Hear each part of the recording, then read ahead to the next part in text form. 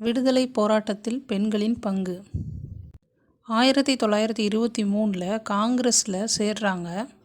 1926 பாரிஸில் நடந்த சர்வதேச பெண்கள் வாக்குரிமை மாநாட்டில் இந்தியாவின் சார்பாக பிரதிநிதியாக கலந்துக்கிறாங்க. 1930 நாடு முழுசும் உப்பு சத்தியாகிரக போராட்டம் நடக்குது.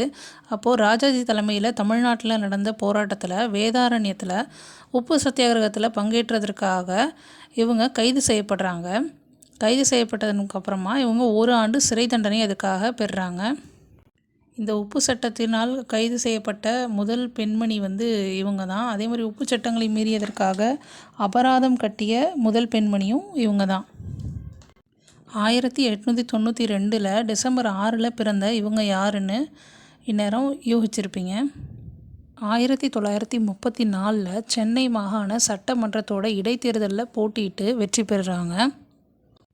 1937 சென்னை மாகாண சட்டப்பேரவை தேர்தலில் வெற்றி பெற்று துணை சபாநாயகராக தேர்வு செய்யப்படுறாங்க. அதே மாதிரி சட்டமன்ற உறுப்பினரான முதல் பெண்ணும் இவங்க தான். 1946-47 முதல்வர் பிரகாசத்தோட அமைச்சரவையில் அமைச்சர் பதவி வகித்த முதல் பெண் இவங்க தான். என்ன அமைச்சர்னா சுகாதாரத்துறை அமைச்சராக பதவி வகிக்கிறாங்க. மாநிலத்தோட முதல் பெண் அமைச்சர் இவங்க தான்.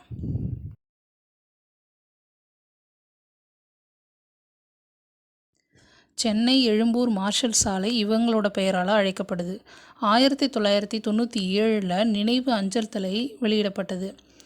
ஆகஸ்ட் 6, 1951 இவங்க மறைந்தாங்க.